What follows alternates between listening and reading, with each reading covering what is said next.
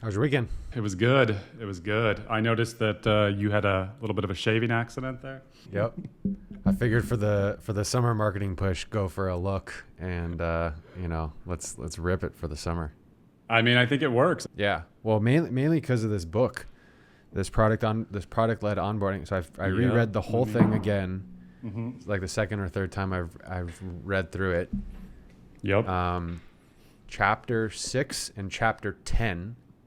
Read chapter 10, then read chapter 6, and then that will get you to read the whole rest of the book. That's it. And there's only 10 chapters.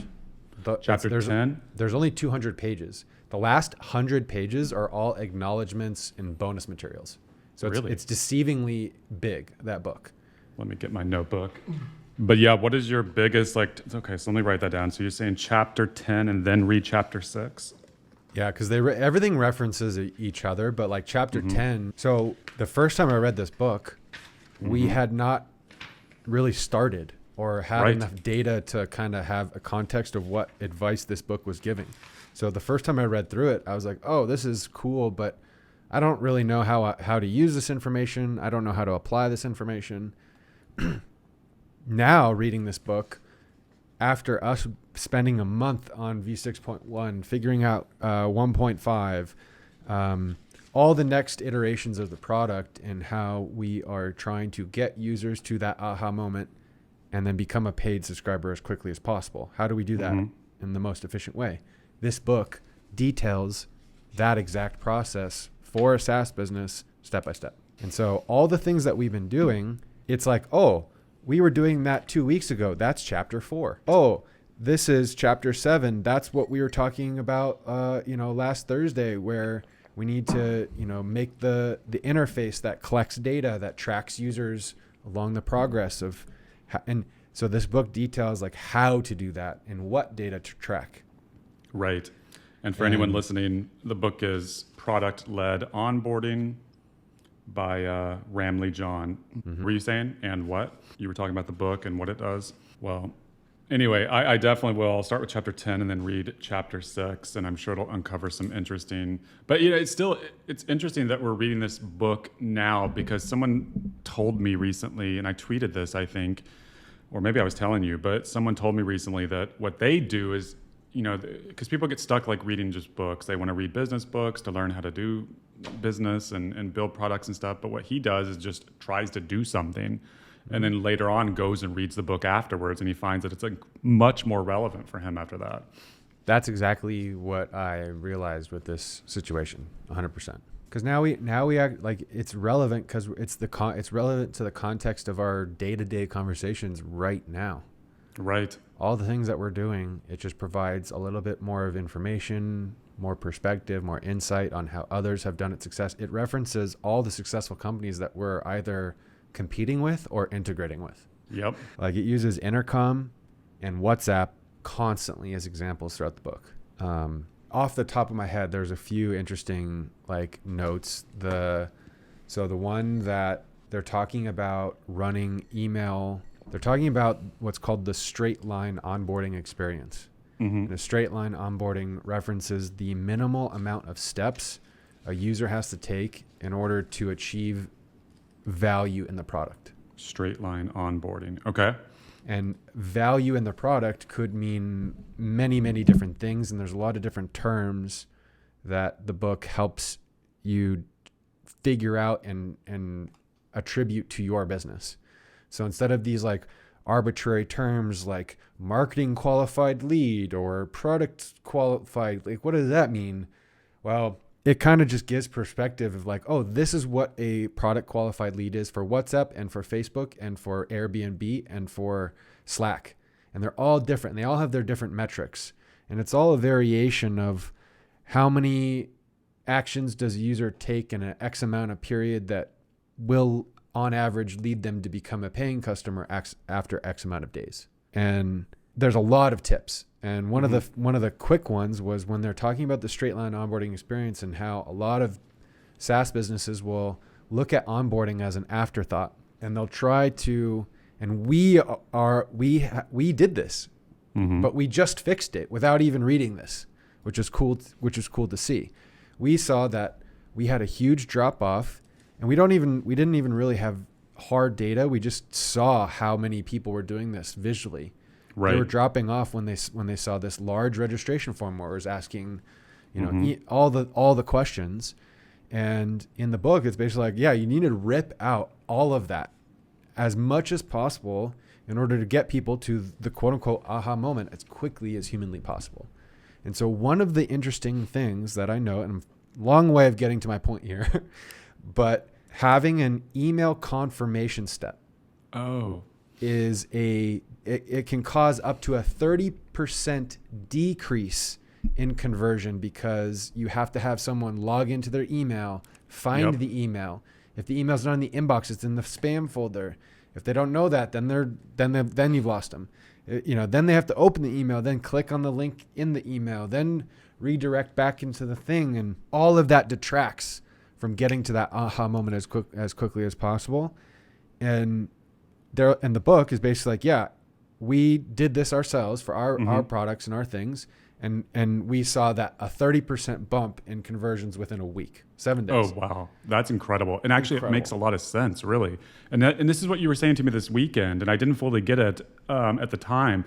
But I mean, it makes complete sense, because think of all what is the word? Like, you have to literally leave the current experience, right? Go into your email, click on that. And yeah, I mean, what is the point of the email registration, by the way? The only thing we're trying to confirm is just that they own that email, but that can be confirmed later on down the road. Exactly. Yeah, so I think we should definitely, with that in mind, we should change the email registration process to where, they get immediately logged in, as long as, of course, that user email is not conflicting with another. But yeah, they get logged in, they get to start the experience so that we don't have that 30 to 40% drop off. And then we get them, they can't do certain things without confirming their email, and they'll see like a banner or something. Mm-hmm. Yeah. So what I did is I basically, let me write that down. I took my little notebook here and I wrote down every single step by step. And it got to the point where it's, user clicks on sign up button on website. User enters full name. User enters email. User clicks create account. Mm-hmm. Every action that the user has to click is defined in that step, or in that list of steps. And then I went through and I just redlined every single item that I was like, okay, this is not needed. This is not needed. This is not needed. And ours went from about I think it was 27 steps down to 13. Really? 20? Okay. Yeah, I'm surprised we even had 27, but that's incredible. Yeah. Well, when you break it all out of, you have to log into your email, you have to find, every click is a step. True. Wow. Yeah, I'm excited to try this now, to be honest. Yeah. And I don't know why we didn't think about this beforehand. I guess just because we were used to it. Well, no, we're too deep in it. We have, and I think this is why I'm finding so much value from this book, is because we're so deep in running our business and the product that we need to get advice from someone that's reputable and granted, I have no idea who this author is, but all the examples and all the testimonials from the, all the, C-level suite people from other companies that have been printed in the book, where it was enough to be like, okay, this is, value. And as you read through it, you're like, this guy know this. Oh yeah. Cause we're talking about all these things. Yep. And we arrived at these conclusions organically without the help of this book, a lot of them. And then a lot of them from the book have just reinforced that we're going in the right direction for the others. Right. But it is interesting that we didn't consider I guess, like you said, you get stuck into certain ways of thinking, and you're like, oh, it's so normal to have that email confirmation step. But why do you really, that's interesting. But why? Why? We need to really think about I was telling, I think Drew this last week. I was like, I'm trying to think of all the decisions that we make on a high level. And I think maybe we were talking about this too, is let's try to take the opposite, what's the opposite decision of the gut check reaction? Right. Step outside the box. Yeah. And just challenge that and see if that's the way to go. And cause why not? There are no rules. Thinking like that. Yep. Yeah.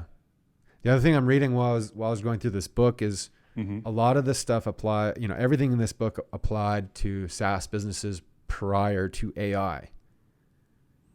And SaaS is slightly different. And we saw this with some other stats from... Yeah, we saw that on Twitter. I don't remember what they were. Yeah. It was from a partner it was like Andreessen Horowitz or... Is it? It was a partner at a VC firm, and they surveyed, I think, 300 or so companies, AI companies, comparatively to their portfolio of traditional, quote unquote, traditional SaaS companies. And the differences in the metrics of retention, lifetime value, kind of those top line general metrics, and how AI SaaS companies were, slightly different by a 2 or 3% margin on average comparatively to their traditional SaaS counterparts, for better or for worse. That is interesting. And I think what is your take? What is your take on that? Well, I think we're starting to see this with other companies that are switching to a usage-based model away from charging for user seats and all these things. Now, that being said, I think that's just a nature of how OpenAI is charging the thousands and thousands of companies that are built on top of themselves. Yeah, and not just OpenAI, the other competitors. No one's pricing in a non-token based manner that I know of. Yeah, because when you run the math, you basically realize like you have to cover your ass in some way. I mean, I guess there are, if you think about it, there are some that are pricing slightly differently, like kind of Perplexity and stuff that are giving access to the models and charging kind of a flat rate. I don't know how they're doing it. Don't they still have rate limits though? Yeah, they would have to be. So I think that's so. a good point. Because GPT still has rate limits, I think, right? It does. Yeah, it absolutely. Even on the Plus plan, some people on Reddit were talking about that today. Which I rarely do. You hit the limit much these days? No, I've hit it maybe a handful of times ever. I've hit it when doing some coding tasks before, because. Yeah, and people have to learn kind of how to code with ChatGPT, because what you have to do is, you can't just give it an entire instruction and say, hey, go build this, web application for me, right? You have to do it in pieces and like phases, and kind of build things up in little functions. Otherwise, it'll just get confused, and you'll get into stuck in a loop where it's just making a change and then causing some breakage in the prior code that it gave to you. So anyway, I don't remember what my point was here, but that I've hit the rate limit through doing coding with it. Rarely have I otherwise hit the limit though. On Claude though, I have hit the limit. I think it's a little bit higher limit on Opus, or lower limit. On just the normal Pro plan? Yeah, I don't remember what I was doing, but it wasn't coding related tasks. It was something to do with, I use it often. I never, and we've talked about this, I never use AI responses like unedited, but what I'll do a lot is if I can't think of how to say something or write something out, I'll throw it in there and say, improve this or complete this or finish this. And sometimes it just sparks a little bit of creativity, and I'm like, okay, now I know how to complete this sentence. So that's what I usually use it for as far as direct writing. But yeah, I've hit it occasionally there. Oh, another thing I wanted to talk to you about, the Notepads. I'm just absolutely loving it, man. So simple, but it's just so much easier to do than having to try to keep track of everything digitally. I don't know. It's interesting. It's less stressful. It's maybe. I have to go log it somewhere. It's almost like the straight line onboarding. It's opening a book and writing it versus getting your phone, putting your phone in front of your face to unlock it, then scrolling to the right page, then clicking the app, then opening the app. Then that's like you're 13, 20, 20, 30 steps in by the time versus opening the thing and writing. I think you're right. Now that I think about it, it's just so much easier. You just open it up, put it there. This clip is going to be so funny. We're like, writing is so much easier and simpler than... No shit, you idiot. We've made a discovery. Paper and pen is amazing. But we've talked about this. There is that drive, that desire to try to optimize as much of your activities as possible, especially around productivity. And I spent so many hours wasting time trying to use the Apple Pencil and to take notes or just using, various digital note taking and stuff like that. And sometimes it's just the simplest way to do it, to capture it initially and to kind of organize your thoughts. At least that's how I'm using it. Yeah. And like you said, I'm recording the date, which is great. And this may not be in many cases the final repository for each of these pieces of information. You know, it may go into like a GitHub issue ultimately or something, but this is the initial recording step is what I'm trying to do. Yeah. And I think for your generation, my generation, probably my brother's generation, it's similar to that idea that I've had in the past where like we're all kind of, I think, you know, humans in general are who they are when they were kids in some aspect. Well, when we were all kids, we grew up writing and using notebooks and like journaling and like English class and like writing shit. And I think nowadays that's iPads for a lot of younger kids. Yeah. And we were talking about this late last week that I have a feeling that it's interesting because like when you like, you've heard about doodling, right? And I think even as a kid, I heard that doodling is like creative, you know, like just like scratching stuff while taking notes. And how's it going to affect people that they're not having that these days? You know, like an iPad, I guess you could go to the notes or something, but you know, it's not as easy to draw and doodle and scribble and stuff. And is that going to affect them or no? I don't know. Well, I don't know, but I think like certain things like this, like, you know, parents using notebooks themselves, setting them, you know, not using an iPad, but using a pen and paper, setting that type of example. Not everything needs to be digital, you know? Yeah. Well, and like, I used to have a TV in my bedroom, but now I don't. Oh yeah. Same. There's just And it wasn't too many screens. You initiated that yourself? It was actually a woman I was dating at the time, and she was like, no, we're not going to have a TV in the bedroom, which seemed crazy to me at the time because, you know, it's like so American to have like a TV in the bedroom.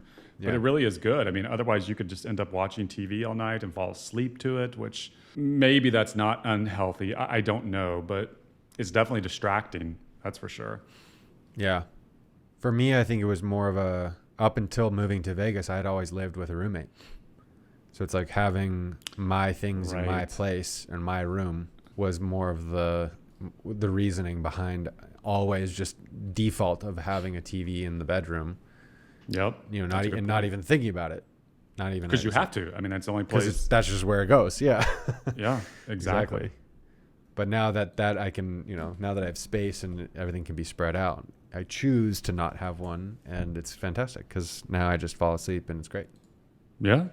Very cool. Should we get to some news? Sure. Oh, do you have one of those 8 sleep things? I was going to ask you this. What is that? Because I've been looking into like those bed things where it like cools the bed. Oh no, I've heard of that though, and I've been interested in it. Yeah. So I was looking it up, and there's a brand, the big brand like 8 Sleep is the one that like does all the podcast advertisements and everything. It's a cover that you put on your bed that runs water through the cover. Right. Be cooler. Yeah. Take a wild guess on how much the cover costs. $100. $2,500. How is that possible? What is it called? 8 Sleep. 8 Sleep? Yeah. I've seen this. Oh no, I was wrong. 2,800 euros. This is 2,245, so 2,300. And well, that's the pod cover though. Anyway, yeah, there has to be a cheaper one, right? Yeah, I started doing some research because I'm interested to see how using that in combination with AC for summer Vegas heat could help regulate temperature a little bit better. That is interesting. I haven't really considered this because, yeah, you're right. I do occasionally get hot when sleeping to where I'm like sweating or something. Huh. Mm-hmm. Even with the AC like really low. Mm-hmm. I keep it at like 71 while sleeping and then probably 75 otherwise. Yeah. Yeah. Well, let me know how that goes. Yeah. But yeah, as far as news, the one thing I saw that was interesting this morning is Sam Altman tweeted another tweet, and it said like something like, "I'm a good GPT-2 chatbot," with dashes between instead of spaces. And of course, Reddit is just actually their response was interesting. So they are kind of tired of his like cryptic tweets and everything. Kind of like what we were saying last week about how I was saying I think he's lost touch of reality. People are like, this is Elon-esque. Yeah. Well, it's now I'm flipped back the other way. Now seeing these tweets, now I'm flipped back the other way. Now I think he's playing everybody. You think he's smart enough to know that to get people riled up. So they're the same way. OpenAI is in the same vein. I think, for all the gripes, Sam copies Elon for a lot of things and learned a lot of stuff from him, in my opinion. And one of those things is how to leverage social media and marketing to do marketing for your company without having to pay for marketing, like Elon did with Tesla. Founder-led marketing, basically. Founder-led marketing. So Sam posting these cryptic tweets gets blog posts written, gets threads started, gets videos created. I mean, people are going to make video, like social media, short form, what does he mean? Here's what flip it upside down and, it's all just marketing. And I think he knows, like what I've learned over the last couple of years with it doesn't necessarily matter. It's just going to keep people interested and keep him in the trending of Twitter, which is the most important part. Yeah. And ultimately it's making people want that product even more, They're getting annoyed with his post because they want it. Well, that's a whole rabbit hole to go down, the whole singularity thing, but they want the product sooner, So, yeah. I do think it is marketing. I do think he's also a little out there, just given the nature of his whole situation. How would you not be? Yeah, of course. How could you not be? But I think now it's like he's playing it. Just like we were joking around about how, the guy who bought the McLaren and his cost per ad or CPM dropped by like 50% or something. Once you come over the threshold of realizing how you can leverage this stuff to your advantage, it's a game. And it's a game. And, him being a billionaire, buying a multi-million dollar car to get have that video of him probably pissed so many, but it gets so many people talking, and it's all a game. As long as you have a product to back up the game. And I think that's the important part. Like Elon had Tesla, Sam has OpenAI. You have to have something in order to back it up. I think we talked about this a lot. Like this is your product and your service. You never talk about your product and service. It's all about the stuff around it. Mm-hmm. And for him, it's just commenting on all the hype and the theories and the commentary. Well, and I think ultimately it shows the power of content and human, what do we call that? We've called it something before, authentic, human-driven some of the biggest brands in the world, OpenAI and Elon with his 3 or 4 brands, they're all on social media pushing their own content, And now Zuck is hyperactive and posting on Instagram. I saw the funniest comment on Reddit. I hope I don't butcher it, but I probably will. But they were talking about, Sam is going crazy. They were saying he's losing it.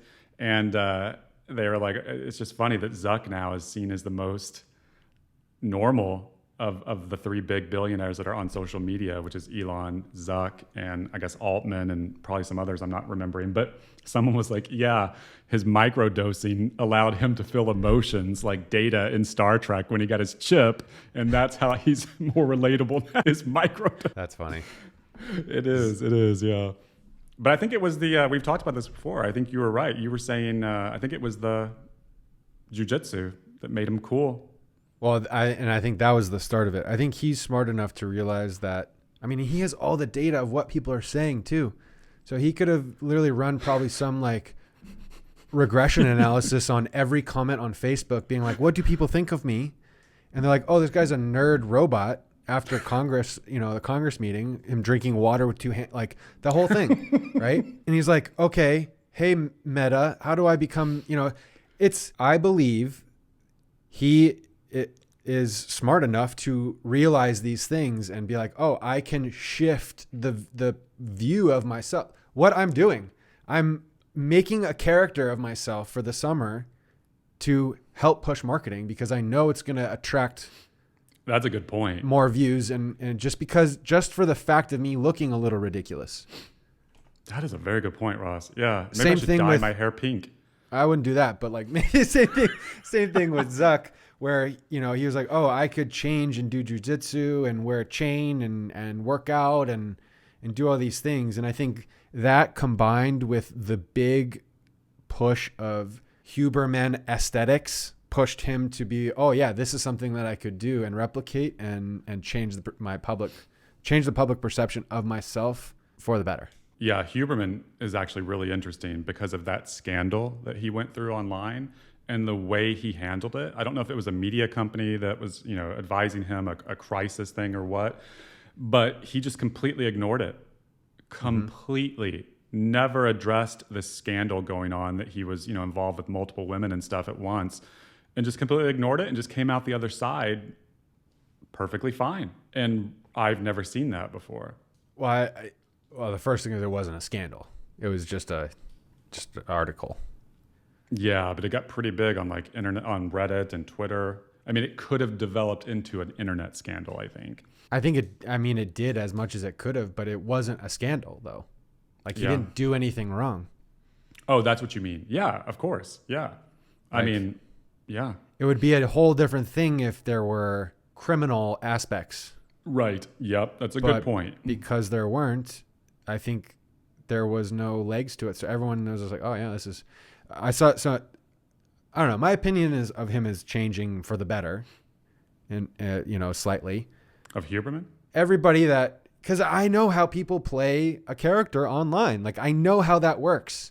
Right. And when you're selling something, if you're not selling anything and you're okay, fine, but everybody is selling something. I saw a post of his Huberman's this morning where he did some 20 or 30 minute video on how cannabis affects the brain or the body. Lots of claims, lots of information. Response underneath it is this top cannabis researcher, and he's everything you said in the video is wrong, and there's no data to support anything that you said. What are you doing? Everything's wrong. And Huberman already responded to him and was please come on my podcast and let's talk about it.